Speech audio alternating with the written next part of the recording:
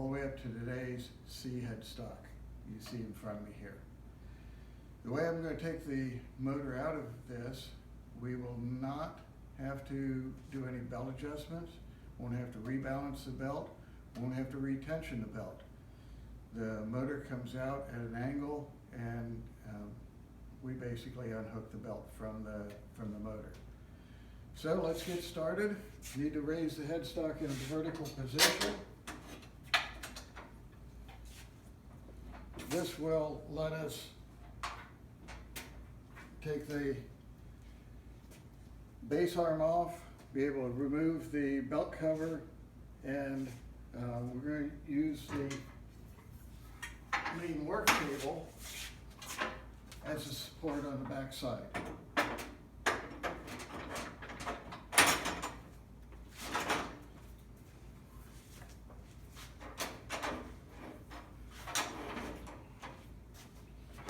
It goes in just like this. When you get up close here,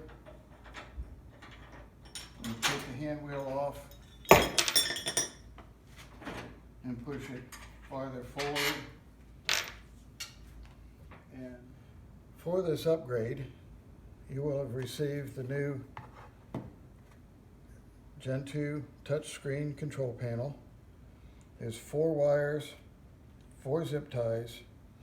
This is the mounting bracket for the control panel. There's 3 screws. The first people that get this upgrade get 3 machine screws. The mounting bracket is tapped for those machine screws. Then we change to a sheet metal screw that's self-threading. Everybody gets a fuse holder, gets a thermal overload protector, gets a new extended quill feed pinion shaft, and an additional spacer. You also get new labels, new speed chart label, and a new general warning label. Those will all go over the top of the existing labels on your headstock. To start with, remember to read, follow, and understand your owner's manual. No rings, watches, jewelry of any kind. Make sure your sleeves are rolled up above your elbows, and always remember to wear safety glasses. We're going to start by removing the base arm or weight tube tie bar, whichever your machine has, and then we'll take off the hubs, the belt cover, and the motor pan. The base arm comes off with 2 set screws right here. The weight tube tie bar has 2 set screws either on top here or from the back side here. That'll just lift right off and you can set it down. The hubs come off next.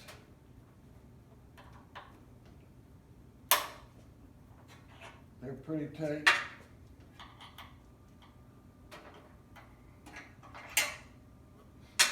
And then the next thing to come off is the belt cover.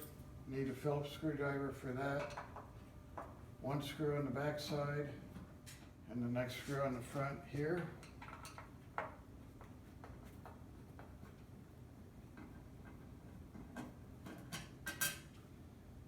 And then lift the belt cover off. Make sure that your machine is unplugged, your power cord's out of the way. I've got Phillips screwdriver, slip jaw pliers, 5/32 Allen wrench, and a container for my hardware. I've got a magnet on the back. That's real handy to keep track of things. Screws, hubs don't fall out. I've also got the wooden stage to set my motor on. I'm going to start with removing the screw underneath the motor pan. Lower your cable and carriage reach under here with your Phillips screwdriver. Some of you may have a slot screw holding the motor pan on. It'll be in the same spot though. You'll just need a flat blade screwdriver to take it out.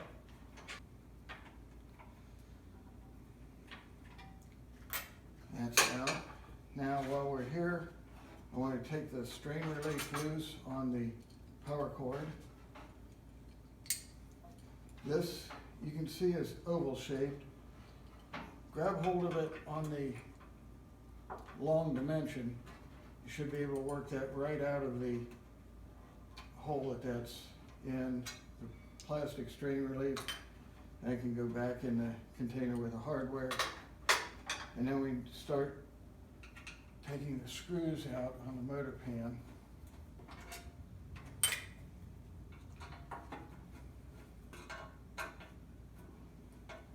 Phillips screwdriver on later models. Earlier machines require a slot screwdriver.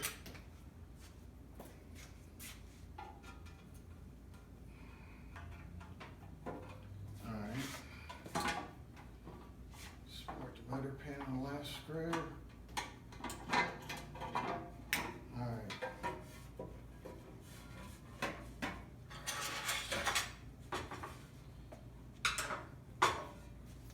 Now the motor pan can just sit down here on the floor where the motor sits on the stage and lock that down. Now we're going to be removing the bottom screw, both front and back, that hold the motor in. And we're going to be loosening only the top screw, front and back. That'll allow us to pivot the motor out and get the belt off without changing belt tension. The only tool I need right now is a 5/32 Allen wrench. I'll loosen all three, but only remove the bottom two.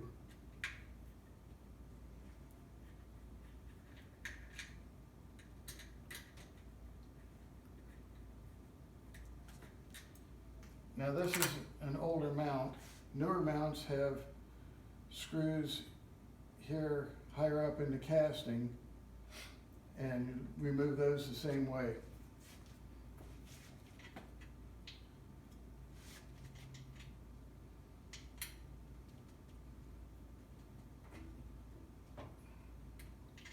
They're tight and they should be.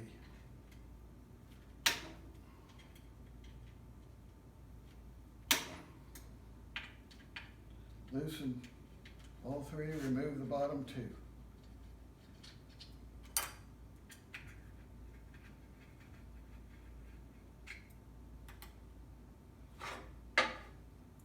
Now, the motor is sitting on the stage.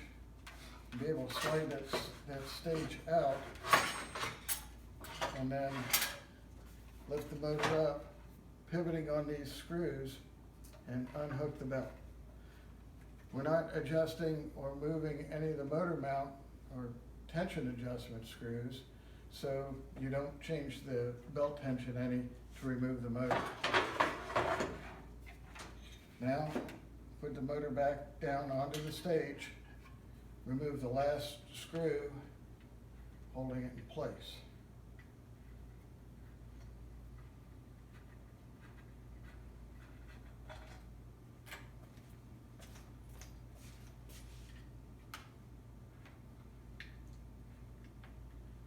Now the motor is being supported completely on the stage.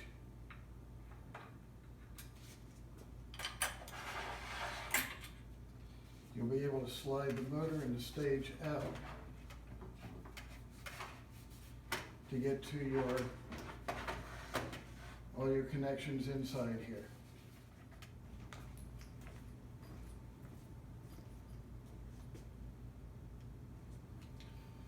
I've got a few more tools to this.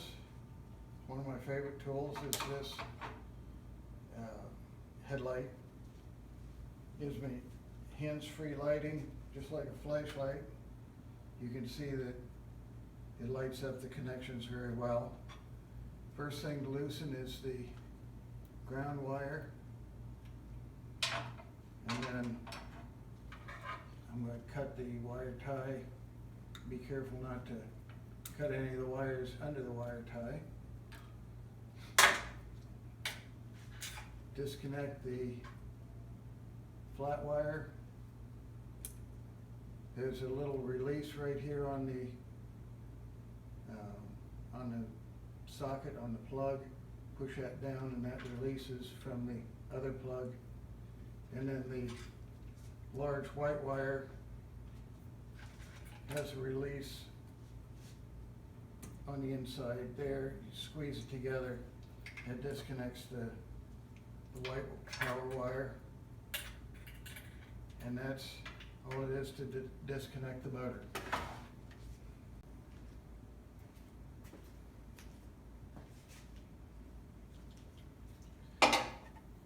Next, we'll remove the motor from your work table. It can sit on your bench. We'll remove the table you've been using.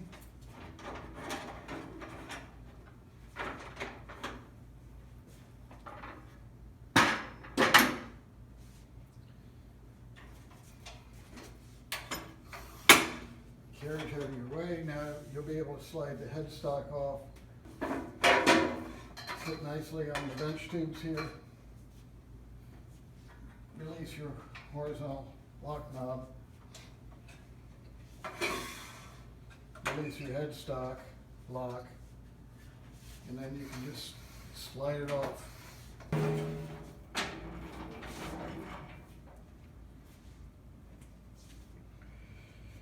One of the things in your tools to have ready is an old towel.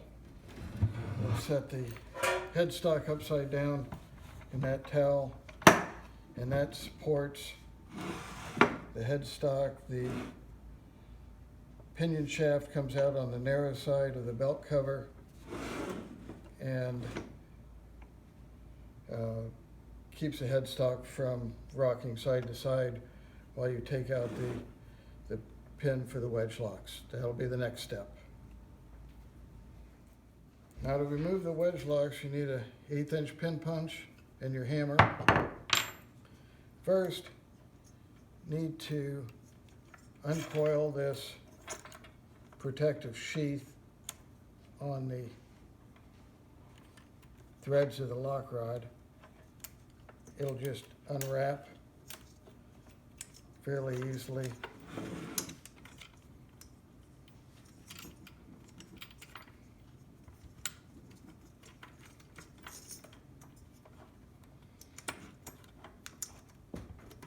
I'm holding one end while unwrapping the other.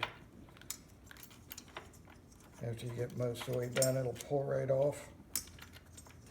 Save this, you're going to use it again. You're going to put it back together shortly. There. Now, remember the 2 washers go on there to keep the sheath from going under the wedges. Loosen your wedge locks until the locks go against the lock handle. That'll stabilize things a little bit. 1/8 inch punch goes in the hole. One side will be flush, the other side will be recessed. Be able to put the punch in the recessed side. Just tap that pin out.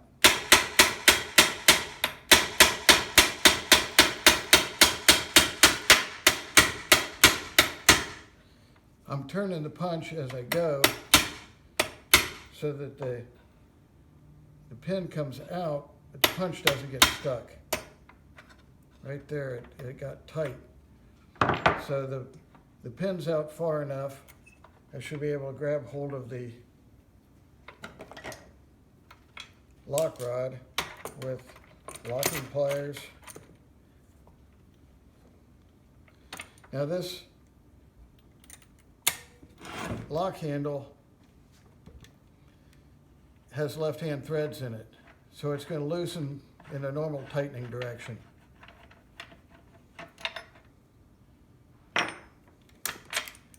Now you can remove the lock rod or the wedge locks by just turning it like you would if the handle were on it. It should be pretty loose because it's not been many years since you've updated.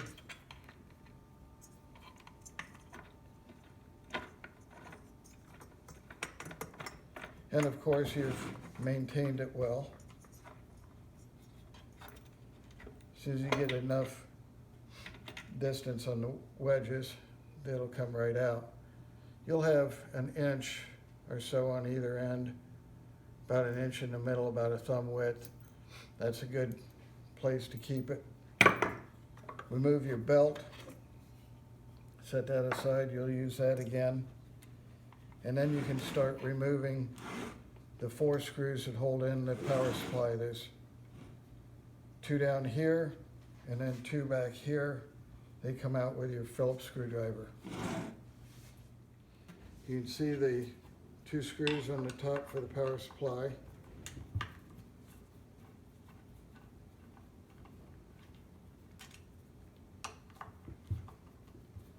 Just come out easily.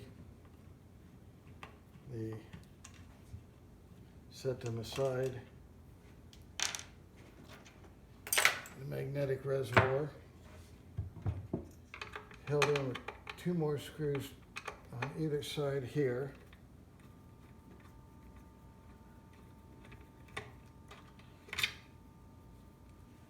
And it'll be plugged in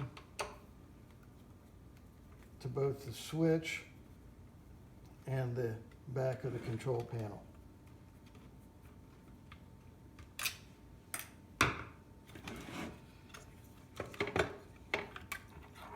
So that lifts out. You can see the wire down here to the back of the control panel, and then black and white wires to the switch right here. Pull those off, your power supply comes out. Last thing to do is to take off the control panel mounting screws. Again, Phillips screwdriver. If you've got this C headstock, remove this screw to get access through the side. If you've got the B headstock, you can just pop this logo plate right off of there.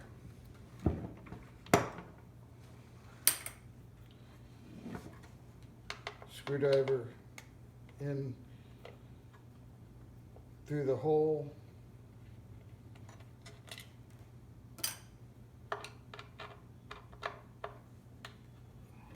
Take off the 2 screws that hold the control panel on. That control panel is now done. So there you've emptied your headstock. You're ready for the new installation and machining. Just 2 more holes to drill. You start putting it back together again. The next topic of discussion are drilling templates. We have 3 different headstocks, A, B, and C. So we need 3 different drilling templates, A, B, and C. A headstock is for the green headstock with Gilmer drive. B headstock is for gold and gray headstocks that have poly V drive. And C headstock is for everything with PowerPro plus poly V drive back to about 1985. Now, each of these have the same holes drilled in them in the same relative place. You got 3 drilling templates at the back of your literature. You're going to need to choose the one that matches your headstock, and then the other 2 will be discarded. we're drilling a C headstock, so we won't need those two templates, and I'll leave these here for reference. Cut out your template on the dotted line, tape it where shown on the template, and then it'll be positioned just right. Your index side is right here on the belt cover. It comes around and fits around the opening on the headstock for access. Here on the C headstock, it's a little larger than the B headstock. On the A headstock, your logo plate is more permanent, fits in these two holes held in with some clips on the inside, and so this template goes around that Shopsmith logo.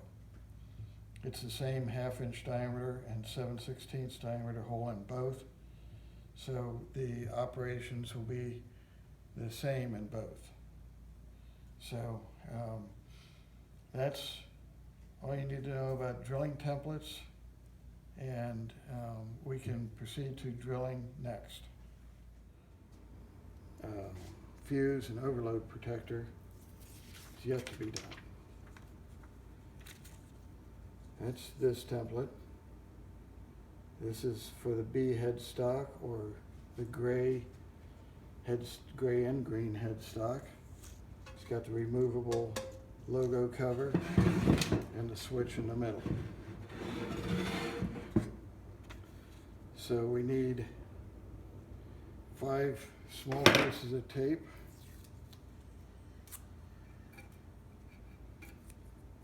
Tear these off ahead of time.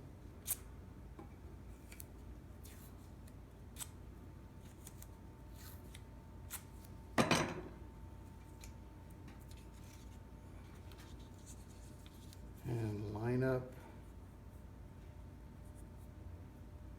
the features. This with the recess, this with this recess, and this down the belt cover line.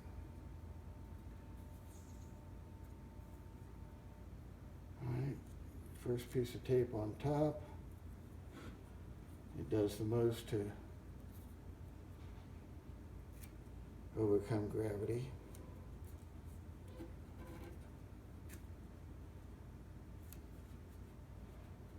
Those two tape. These two just keep the template in line.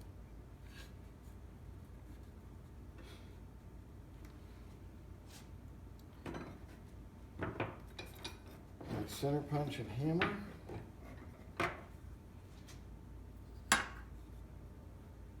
Now I don't want to loosen this because that's what's holding the tension on my quill spring.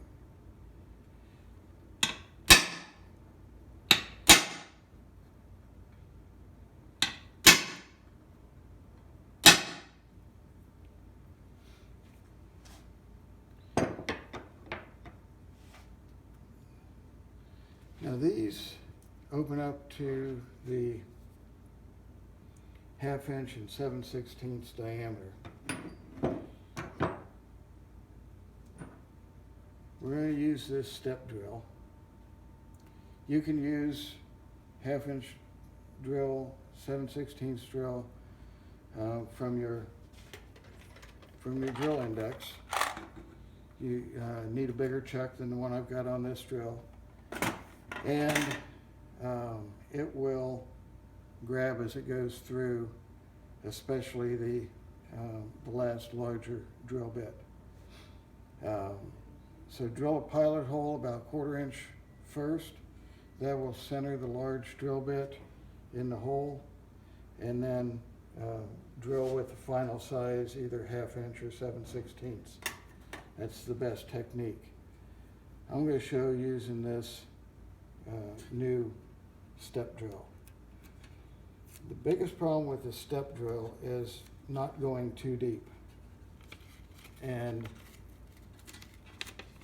a couple of ways that you can mark it. One is with tape The other is this grease pencil. The smallest hole is 7/16. So if I mark that 7/16 hole with the grease pencil, when I go through that, the grease pencil will disappear. And then I'll mark that again with the, when I go to drill the second 1/2-inch hole. Now I'm going to leave the template right down here so I don't drill the wrong hole, wrong size hole in the wrong spot. If you're drilling the 7/16 first, you could drill either one of them and be all right. Now the other way to mark the step drill is with tape.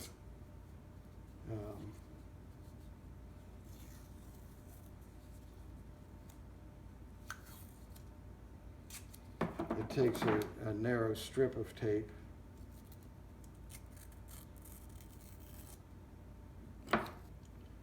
and if I'm drilling the 7/16 hole, I'm going to put the tape on the 1/2-inch step. That way I know I stop at the tape. And then I'll take the tape off and put on another piece for the 1/2-inch hole.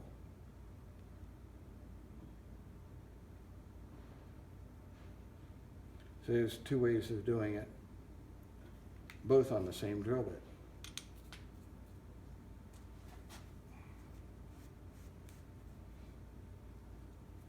This cuts very well on aluminum.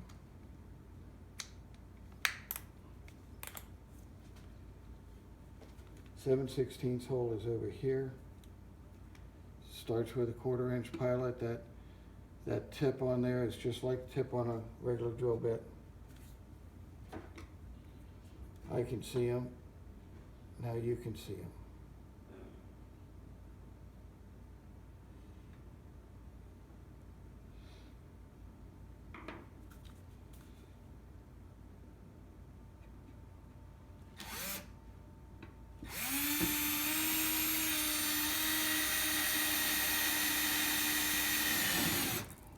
Now it seems easiest to me to pull this towards me, and I'm also machining it dry with this step bit. You could also lay it down like this and go straight down from the top. But I can see the steps better pulling it towards me. I'm looking down on the different steps, where if I'm drilling this way, I'm looking past the steps.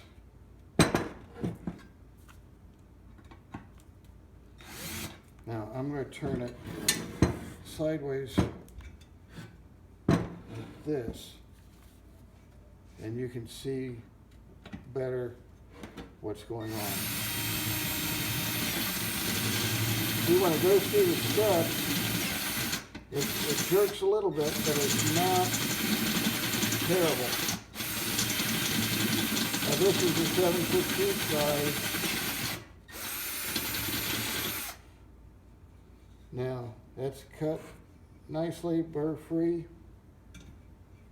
I stopped at the tape. I wiped off the yellow grease pencil. So I'll put another piece of tape on.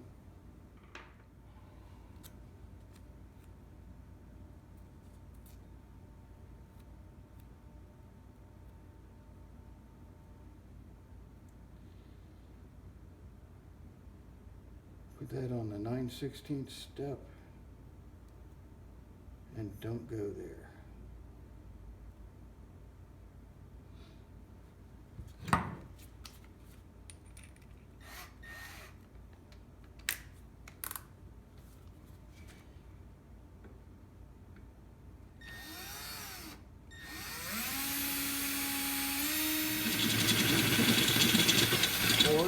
Now this is the last step.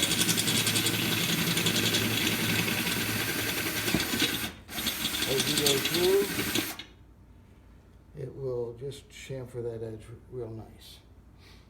Now you want to hold the drill perpendicular to this face. You don't want to go in an angle like this or that, this way or this way.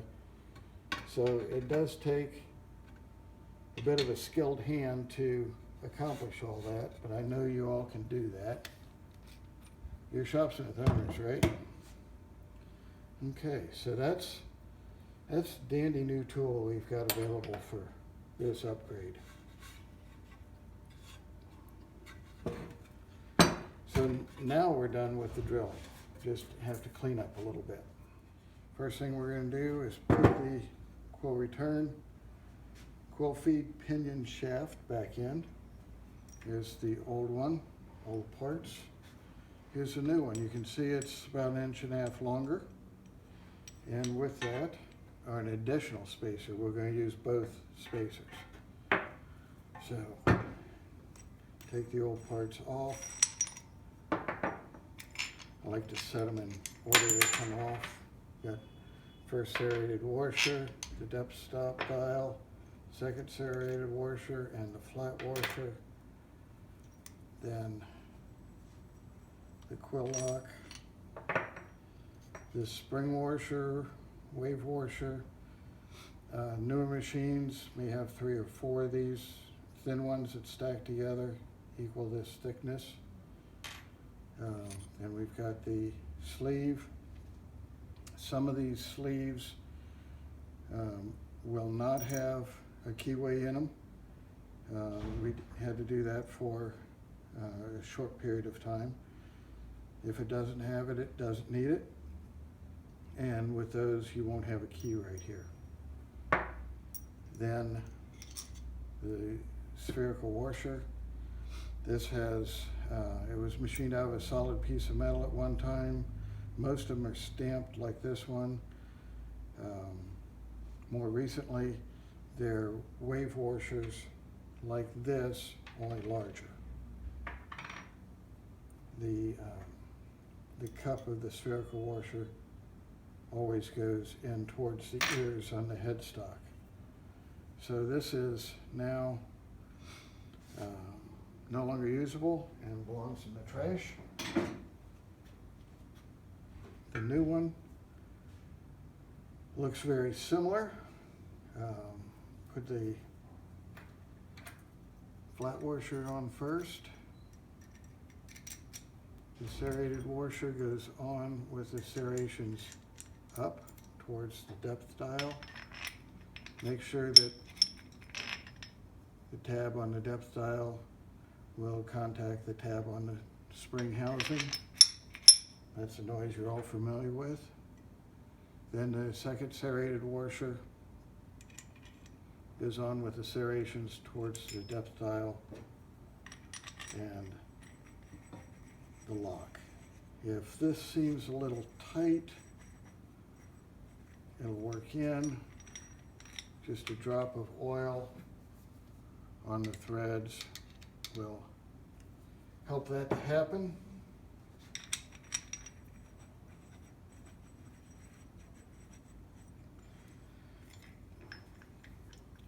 The other side goes together the same way. Now the spherical washer goes with the cup side in towards the ears inside the headstock. These are the ears I'm referring to. They're what clamps the quill in place, and this washer goes right over there. I'm used to putting this together right side up. I hook the spherical washer on the end, a little groove for the quill feed. I like to put a finger through and catch the end of that shaft, and that, if I knock the spherical washer one way or the other, it keeps it from falling off the shaft.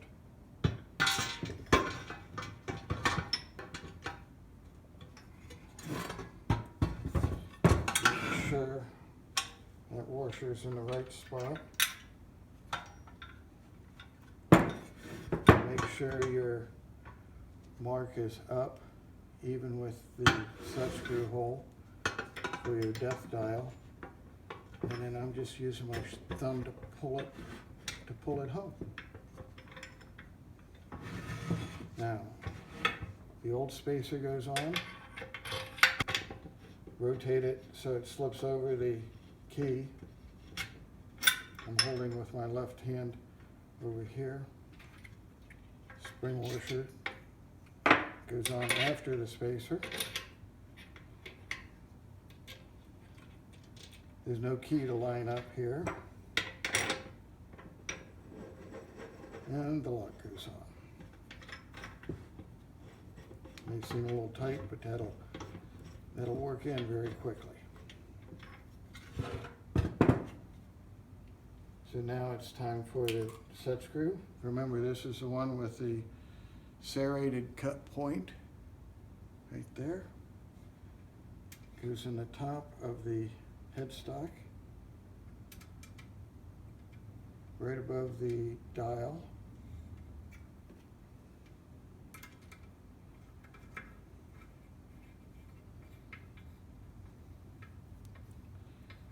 Tighten that down hand tight, not just wrist tight. We don't have to put a lot of elbow into it. If you start deforming the quill housing, then it'll be difficult to turn the shaft for tensioning the spring, and you'll have difficulty with quill return.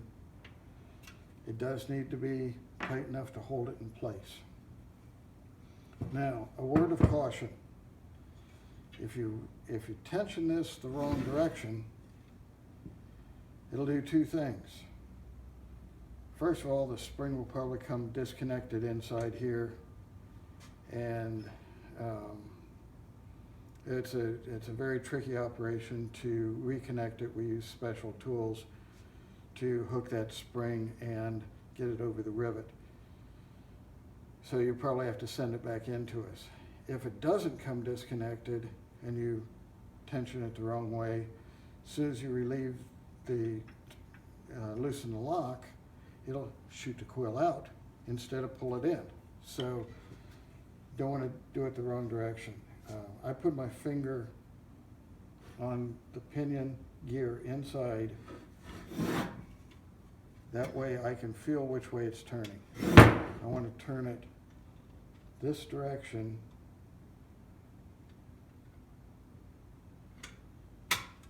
so that it's pushing against my finger, and then it would draw the quill back in. There's 3 revolutions,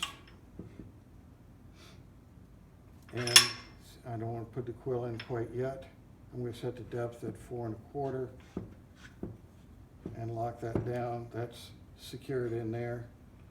The tension is the correct direction to pull the quill in. So the next thing we're going to do are all the electrical connections.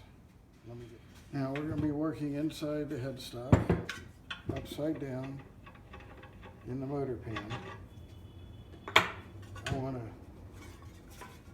show you first what the plan is. The next step is wiring your headstock.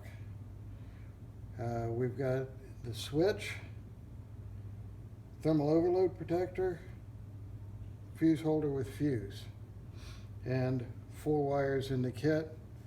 Will connect to the power supply, and this is your power cord coming into your switch. The black and white wires come into the center terminal of the switch. It works the same way on the newer switch. Then your small black wires have 2 different terminals on the end. This short black wire has 1/4-inch terminals on both ends.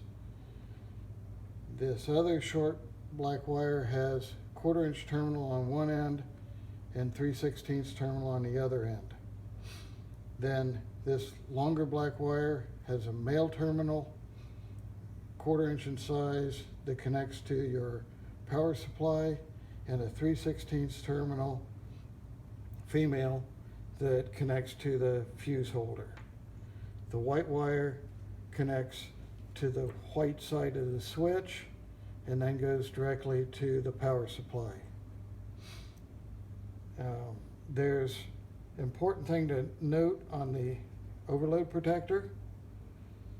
One side is pretty much blank. The other side has writing on it. The most important information right now is 2 words. This one says load, this one says line. That corresponds to which terminals get connected to what. Load gets connected eventually to the power supply. Line gets connected to the power cord. So we'll go from the black switch connection to the line side of the thermal overload protector. They snap together nicely. Then from the load side of the overload protector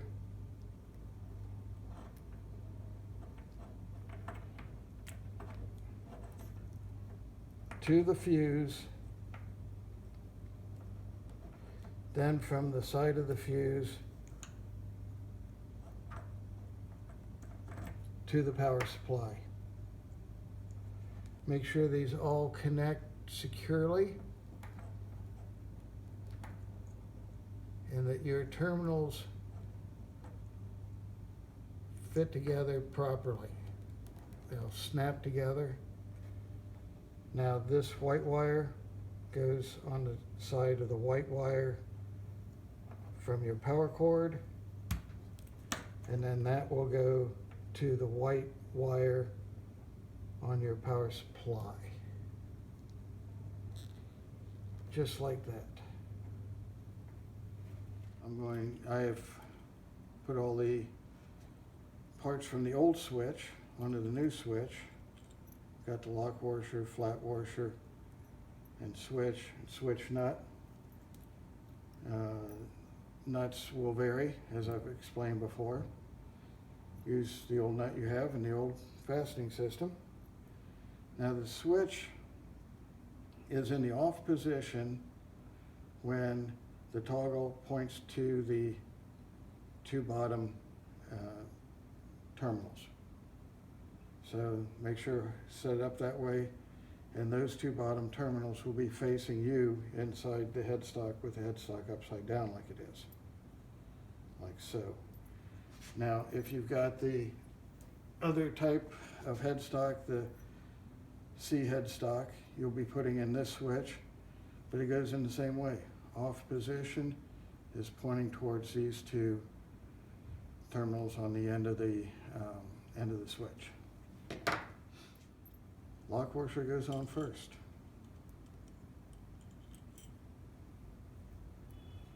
Switch goes through the hole, terminals up, flat washer, and nut. Now, my big fat fingers have a hard time getting the nut started, so I turn the switch and hold the nut.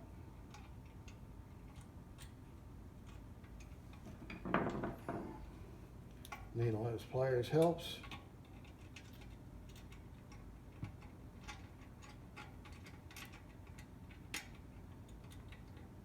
I like these angled needle nose pliers because they kind of stay out of your way. It'll go on eventually.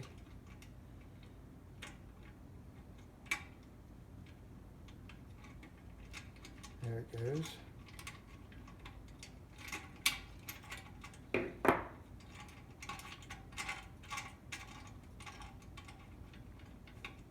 Now I can feel which way the terminals are facing. Almost locked down. I can't get a lot of torque on this needle nose pliers, but I can turn the switch inside and get that pretty tight. So we're in the off position. The terminals are facing up. Let's put in the thermal overload protector and the fuse. Now, they both go in their own specific hole. The fuse is larger diameter than the overload protector. I'm going to put in the fuse. Now, let's start putting it together. Start with the fuse holder. Take the nut off, the white washer. I'm going to use the white washer on the inside. That cushions the nut a little bit against the curved casting. And then thread the nut on. You can tighten the nut one of two ways, either with the 5/8 open end wrench.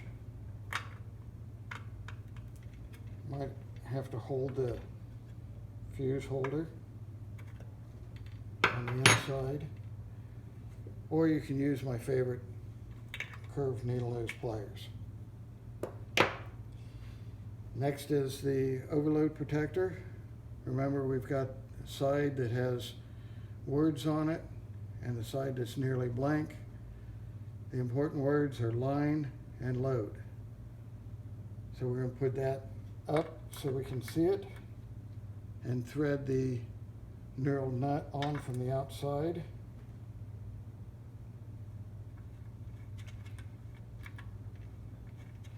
And now I like to use the leverage of the body here to tighten this. So I've got it set at an angle, and then I can turn this with the nut up against the casting, and that tightens everything down. So here is the word that says line, and here's the word that says load. The first wires I'm going to hook up are the power cord. I've got the wires twisted together, and they go under the pinion shaft onto the top two terminals. I like white on right, it rhymes. I remember it that way. To my view, it's the white is on the right, and then that designates this side of the switch is white, this side of the switch is black. Now I'm going to use short black wire with a 1/4 inch terminal on both ends, and that'll go one on the switch and one on the side that says line. That's over here. Now, the next short black wire has a 3/16 terminal on one end, 1/4 inch on the other, and that one goes on load. So that'll go on this side, and then it'll go over to the side terminal on the fuse. I'm pushing back the insulator just a little bit so I can get to the side terminal and make sure that it's plugged in completely. Now, this last remaining terminal gets the last black wire, 3/16 female terminal on this side, and 1/4 inch male terminal on the other end. That'll plug into the end of the fuse holder, and this will go to your power supply. Now, the white wire that's remaining goes to the switch on the white side, and that will go to your power supply. The next thing I'll show you how to do is to install the mounting bracket for the new control panel. This mounting bracket mounts to uses these 3 screw holes here.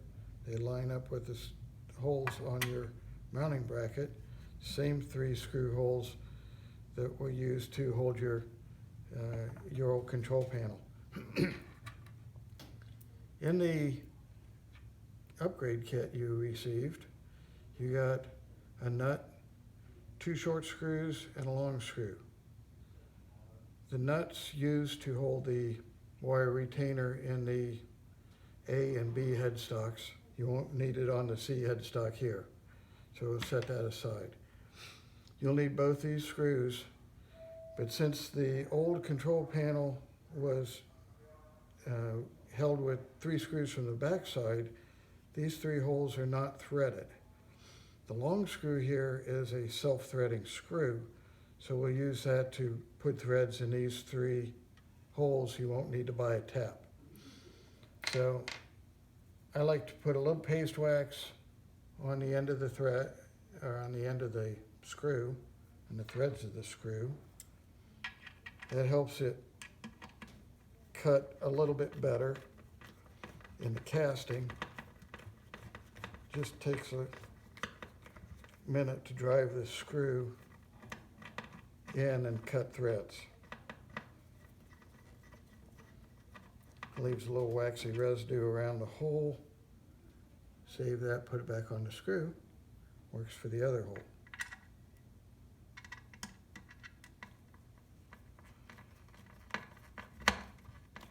Just drive it right down in there. Cut the threads. It gets easy to turn. As soon as the threads are cut, you can back it right out. And the 3rd hole at the top. Now, when you're going to assemble the mounting bracket, this long screw is used here at the top only. The short screws are used in the other 2 holes. So we'll start with the long screw.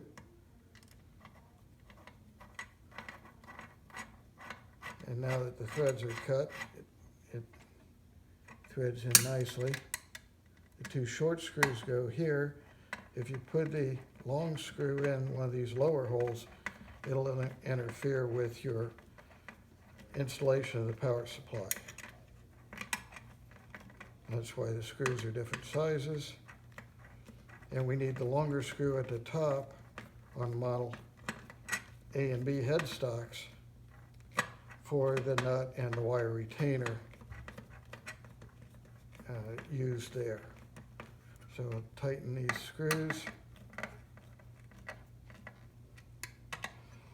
And that's the mounting bracket for the new control panel touchscreen.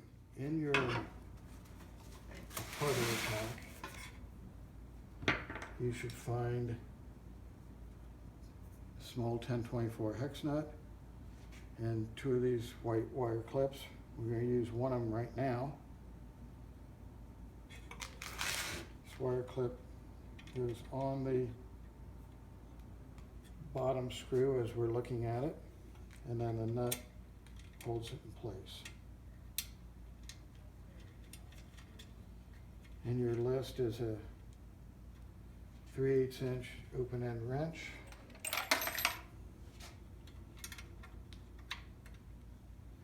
That holds that wire clip in place.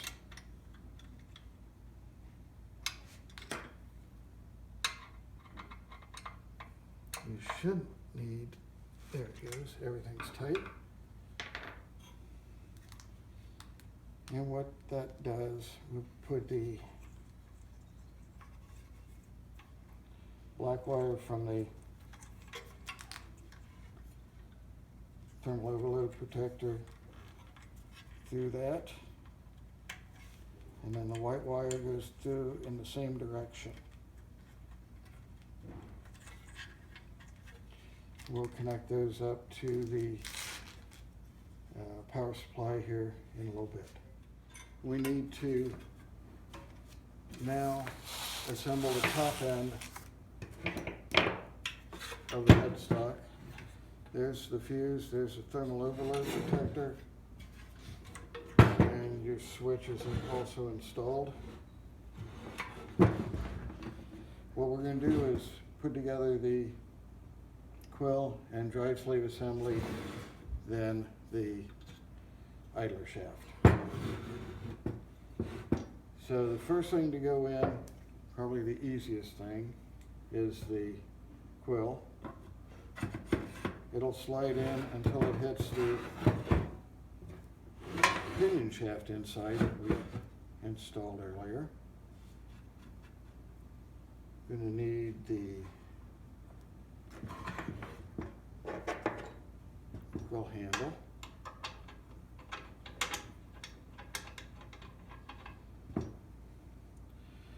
Now, there's the set screw we took out rides in this groove. You'll look down the hole and see that groove and line things up. But in order to do that, it can't be tight. So we'll loosen the depth stop and the quill will engage in the pinion gear inside. And then when it gets within a couple inches of being all the way in, set the depth stop to maximum. That'll keep it from coming in any further. And the quill housing can still be rotated. You're going to need that set screw with the dog point on it. Line up the groove for the top of the quill with the hole, and then drive the set screw down just barely finger tight, like so. Now you loosen it 1/8 of a revolution.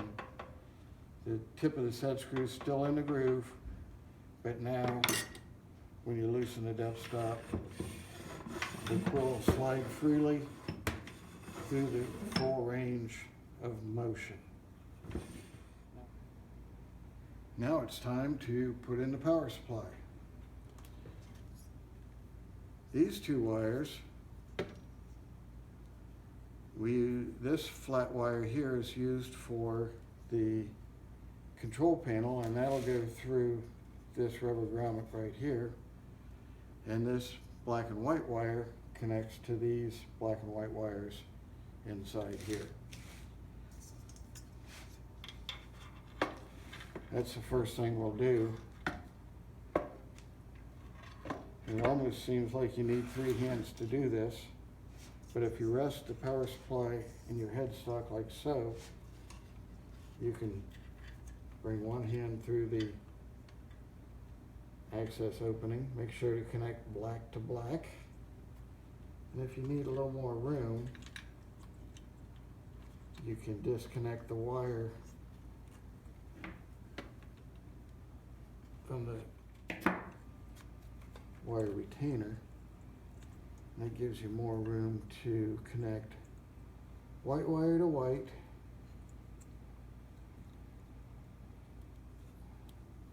there's white wire to white, black wire to black, black wire to black, and then hook those back into the connector.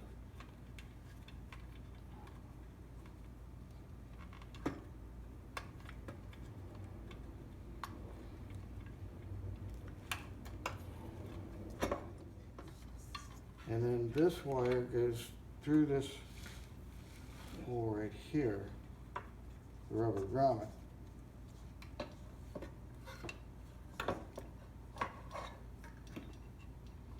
For the new touchscreen control panel.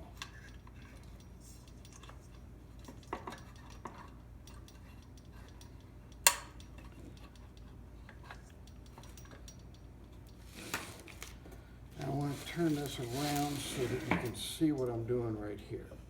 This is the next connection. It's going to be your first retaining screws on the power supply. Will hold the wire clip. And I do that first because there's most going on there. Put the screw through the wire clip, wire retainer first, and then you can lift up the power supply to line it up with the screw, and my hand's blocking what I'm trying to show you. And I'm turning the screw by hand to get it started, and then the screwdriver will take it home. You can see it coming through right here.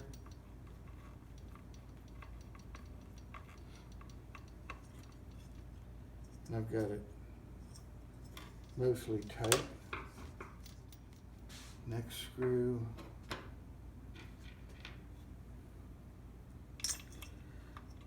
We'll go through the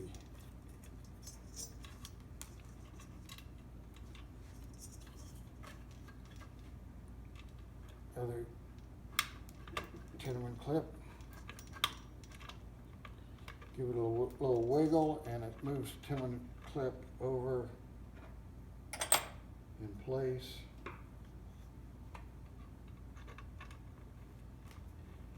Now I haven't tightened these down all the way because I want to be able to adjust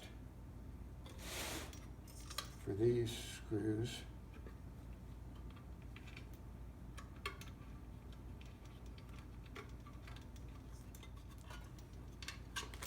You see the screw going in the side right here, and through the Tinnerman clip.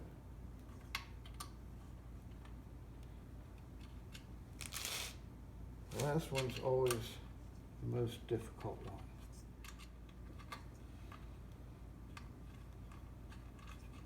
And you can see the screw beginning to come through. Tighten it down.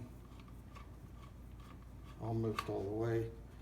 Now these two screws I want to tighten first, all the way home. First the one with the wire retainer. Then the second one on this end.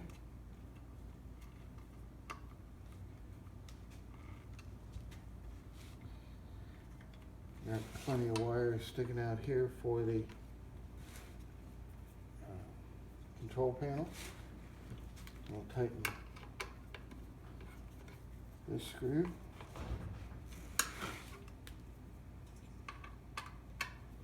And then the second screw. So now your power supply is completely installed. Next will be the wedge locks.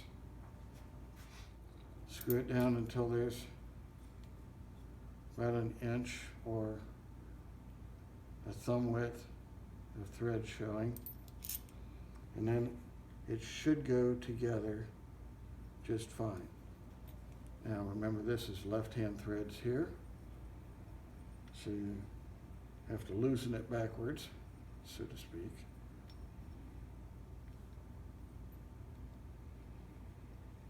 That comes off. Now make sure that this end with the pin goes on the front side here with the speed control. Turn your wedges so that the flat face is down. It gives more room to the power supply. And then I push this wedge into its seat and begin turning what is sticking out. That moves both wedges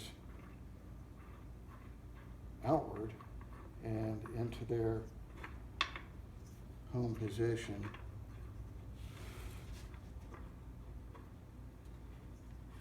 Both at the same time. When you get most of it done, you can thread it from the inside or where the knob goes. Now, right now, I've got the wedges turned up. That's for the clearance on the weight tubes. The washers are against the wedges. Looks like I've got about 4 or 5 threads in there. That's probably too much. So I'm going to loosen these a little bit so I can see just 2 threads, and then I'll turn this wedge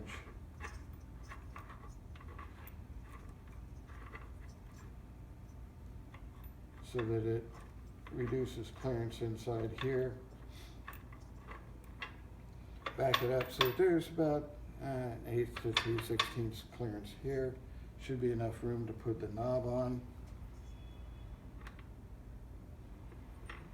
Again, I'm tightening backwards. Now I bottomed out.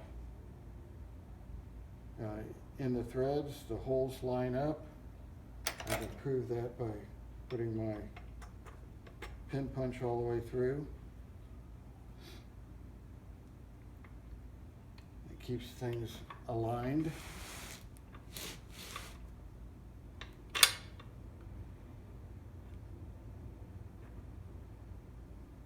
You're going to need your pin that came out of there, and if you turn this wedge so that it actually goes up against the knob here, that kind of locks things together and makes it a little more rigid, a little more stable. You should be able to see a side that's a little flatter from hammer blows. That one should be the top to take more hammer blows.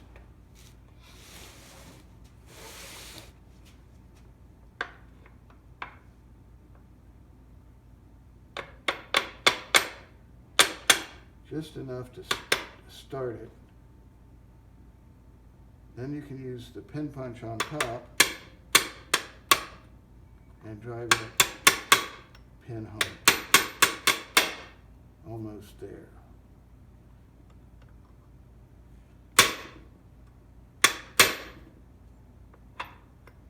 There. It's flush with that side and a little bit sub-flush there, just like it was to begin with.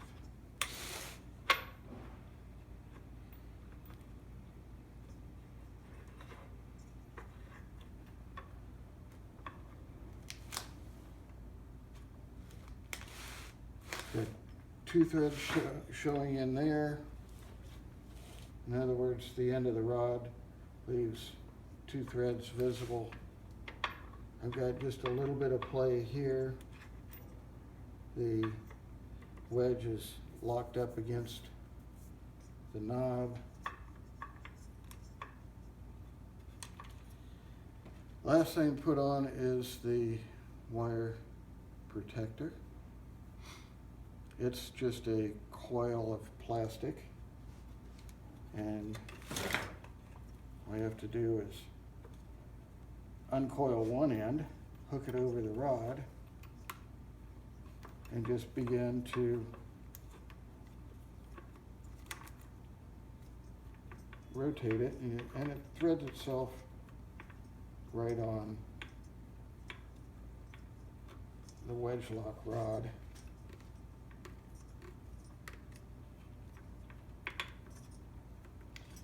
Covering those threads and protecting the wires from those threads.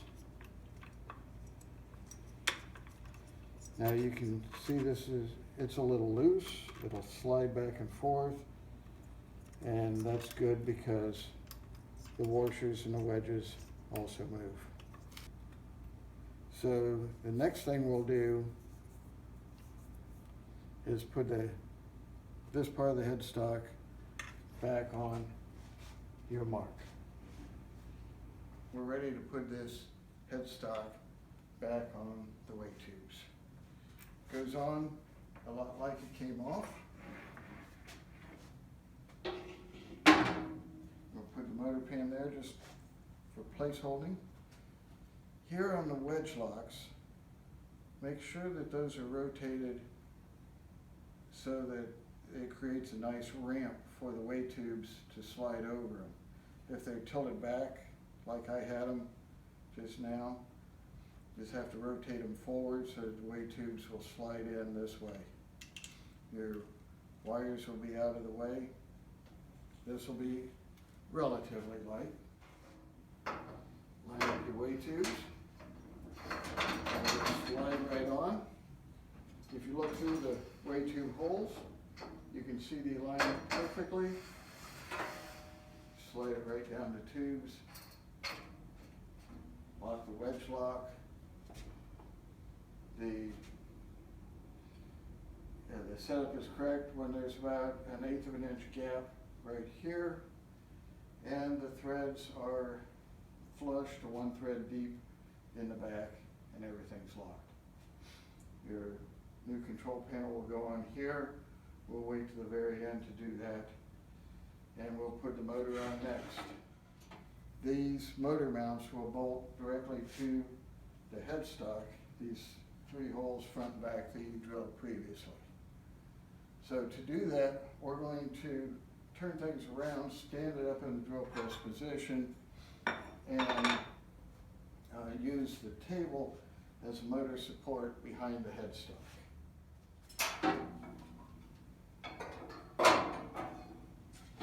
Don't need the plywood and the boards anymore.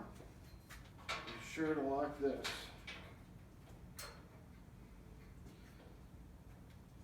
The table comes out. Before you take it all the way out, loosen the tilt lock, like stop, turn it horizontal. Then you can take the table all the way out and put it in for the back side. I'm going to raise this up a little bit. I want the wire to be completely out of the way. Motor pin can sit where it is.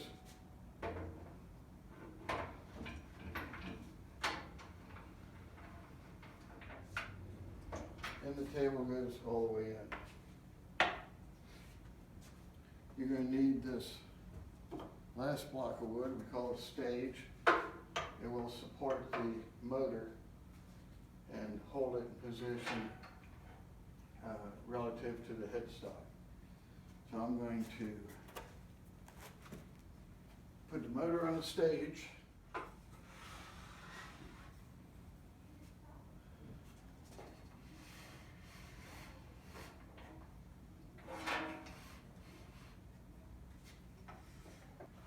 There it goes.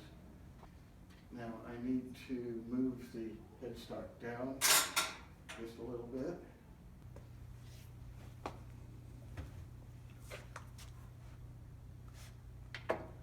There, now just let this drop a little bit.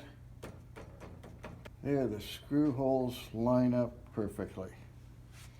We're just going to put in the first screw right here after we make connections.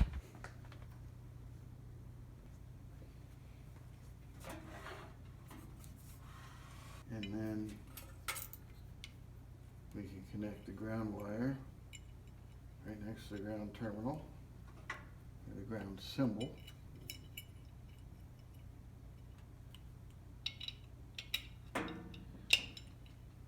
Using a nut driver or a slot screwdriver. Keep that motor on the stage.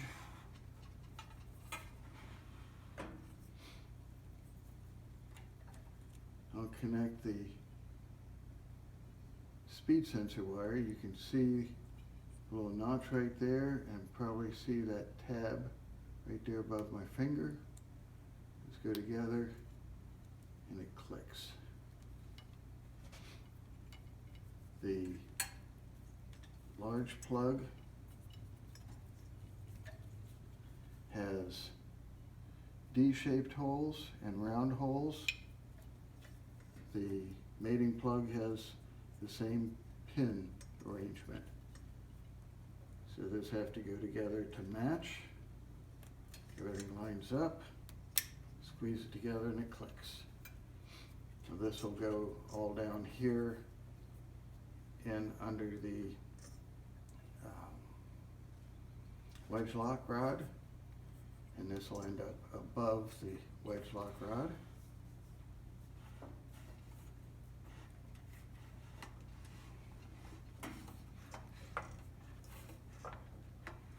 And it'll slide right together.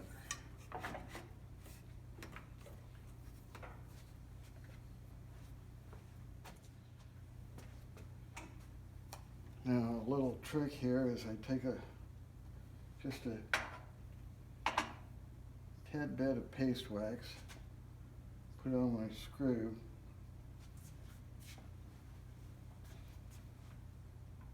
that helps that thread in there with fingertip control. I've already put the one on the back side. Just screw that in just enough so it acts as a good pivot, and we'll be able to put the belt on.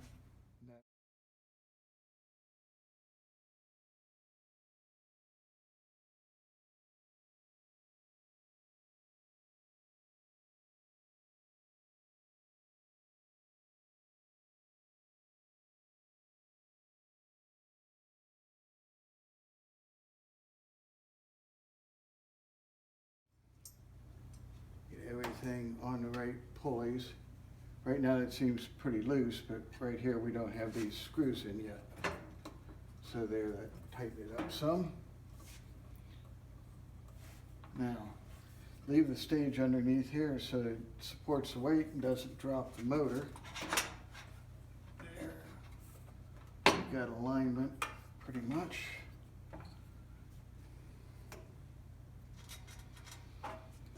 Again, a little bit of paste wax on the screw.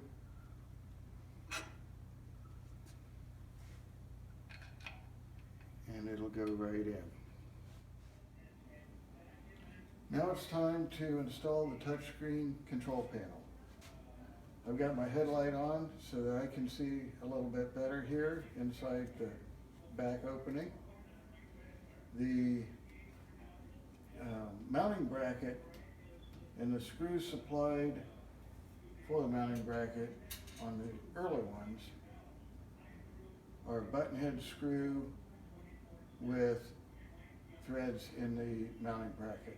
You'll use a 3/32 Allen wrench to tighten those. Later, after we got the supply chain going, we changed to this sheet metal screw, uses a Phillips screwdriver. So that's what we'll show today. This mounting bracket has pre-drilled holes in all three tabs for whichever hardware you were sent. Now to plug this in, plug the wire leading from the power supply into the back of the control panel. This wire has a tab on one side and a slot on the plug on the inside. So just have to line up the tab with the slot and plug the two together. They go in relatively easy. Now, the next trick is to line up the screw holes, which is pretty easy. Look down through the top here, and you can see the bottom inside screw hole of the control panel line up with the hole in the bracket, and then see the light through it. Use your fingers and just start that screw in. It'll wedge tight, and you can get your screwdriver and drive that screw up. It's tight to start with because it's cutting its own threads. Don't have to tighten it all the way because you'll need to adjust slightly the other screws. We'll work from the bottom to the top. This screw lines up in this holes, and we'll tighten that. Just enough to secure it. Don't tighten it all the way because this one needs slight adjustment. And then we'll tighten that one all the way because it's your last screw. Tighten that one, come back here, tighten the second one you put in, and then feel up underneath and tighten the third screw. Now your touchscreen is installed, it's ready for the next step. Now that the PowerPro is all put together, you've got the new touchscreen on for Generation 2. We can plug it in. The belts are installed, the motor's installed, everything's aligned. Now, to turn it on, it's simple, just like before. You see the logo, a few cautions. And this is the home screen. Right now I've got this system locked. I'm going to unlock it, press the lock button. It asks for a password. This password is the same password you can use to override your password if you forget it, or somebody else changes it without you knowing it. So the magic password is 7467. And confirm. That's the normal home screen. It has all the different icons for the different operations for the Shopsmith system, from sanding to drilling to turning, joiner, sawing, routing, shaping, from slow to fast. We're not going to get into those right now. They're explained in your owner's manual. What we're going to do is quick start. The default is 500 RPM. We'll start it there just to see how it sounds. Sounds pretty good, nice and slow, steady. Now we use the back button to go back to that screen. Change it to 1350, start. Okay, sounds pretty good. Go back, we'll go up to 2000. Now, when you hit the start button, you'll have a high-speed warning over 1500 RPM. That's because some of our machines don't like to run over 1500. It's unsafe. They'll even break apart and damage themselves at higher speeds. So if you accidentally go over 1500 RPM, you can cancel it, go back to the quick start menu, change the speed if you want to, and we're going to go again at 2000 RPM. We will confirm it this time and then start. That starts at 2000 RPM. If you start again at 2000 RPM, you're not going to have to answer those questions because you've already answered them once for this setup. So 2000 RPM sounds pretty good. Singing right along. And we'll go back to the quick start menu, go up to 3450. Again, we change the speed, so we have to answer the question again. Confirm, start. There we are at 3450. I need to just turn this off. Takes a minute for it to discharge. What we're going to do next is put the motor pan on. You're going to need the screws that came off of it, this appropriate screwdriver, and we'll put the strain relief on after the motor pan goes on. So that's gone blank. Unplug the power cord and slip this into place. Make sure that your tenement clips are aligned all the way around. I like to put these closed corners in first, both front and back. That just sets the motor pan in the right position. I'm just threading them in with my fingers. Now this is a good tight fit, just like it should be.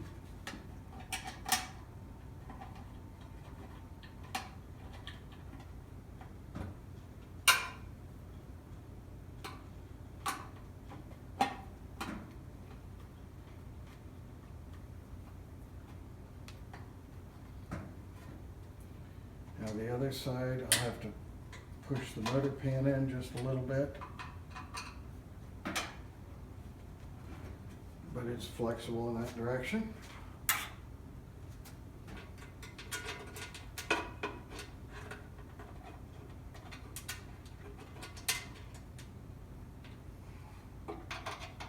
Tighten the other screw on the bottom, that helps.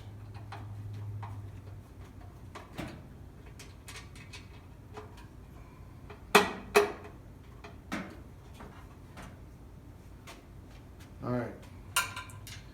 After that's done, the belt cover will go over the top. The last thing on the motor pan is to put a strain relief on the power cord. Strain relief is this plastic piece, two pieces held together with a connector. We've got tongues on the small side that go into the grooves on the large side. Just like that. And that squeezes together. The power cord goes up and down inside, and then it will never pull out of the motor pan. This gets squeezed together with your pliers. Start as close to the motor pan as you can and get that little connector inside the motor pan while you put the two halves together. And then I'm pushing with my thumb to slide this in as far as it'll go before I put the pliers on. The pliers will compress it, and then it'll go in the hole with a little bit of effort. Almost home. There, that did it. So that'll never come out. All right, we're getting very close to being done. Just need to put the belt cover on, put the weight tube tie bar on. We've got 3 screws left, 2 for the belt cover here, and 1 for the other side of the motor pan.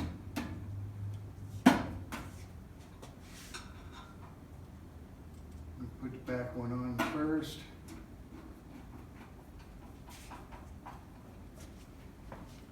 Come around to the front side.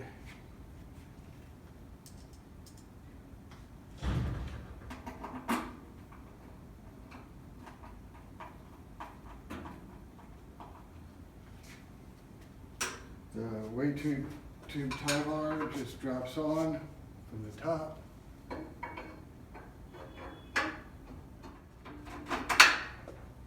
And tighten 2 set screws, 1 on each weight tube.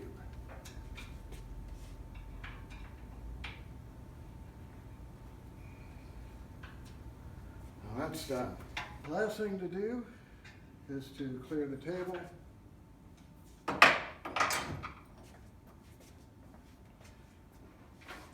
Move the table out, disengage it from the carriage.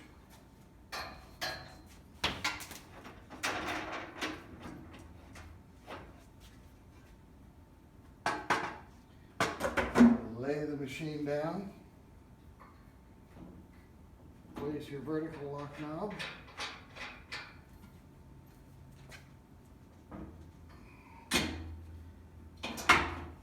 And tighten your headrest. Now you've got 1 screw left, and that goes right here in the front of the motor pan.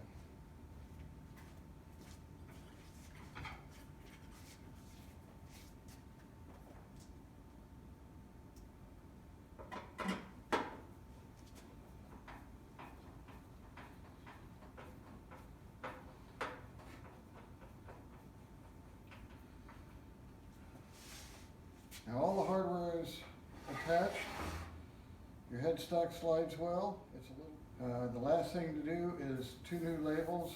One general warning label for the Gen 2 touchscreen, and then a new speed chart label right here for the new speed settings that's built into this. So we'll clean the headstock next for the labels. I have denatured alcohol, clean rag,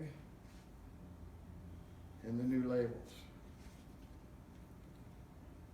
The first new label is just about the same size as the old label. These are the new warnings. And the second label is your speed chart label that matches the speeds in your quick start menu. And that'll go right here next to the switch, and it wraps around the top of the headstock. The bottom is right here, even with the quill lock. So let's clean this area first.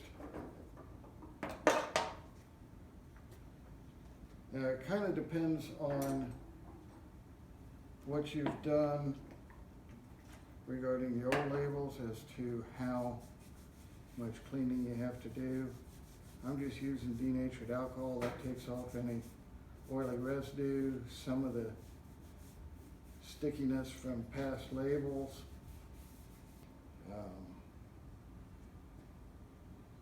Acetone works well.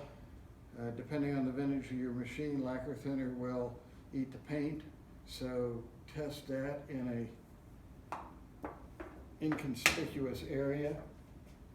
But denatured alcohol is a good fallback.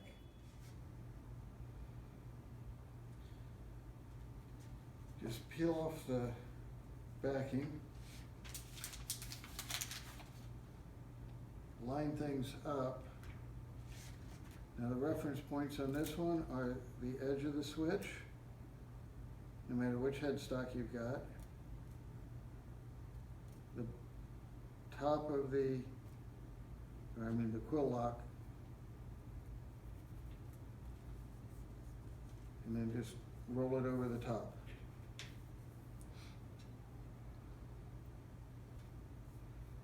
That looks pretty good. Now this one, because it's a little longer,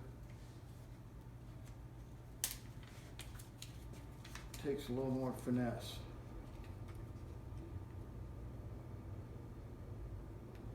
Since I'm putting it over the old label, that's my guide at the top, and then use the edge of the old label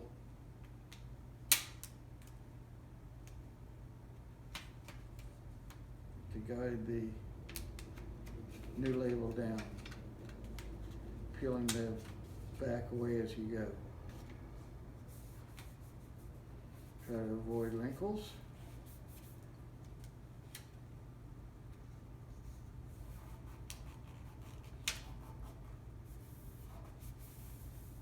There.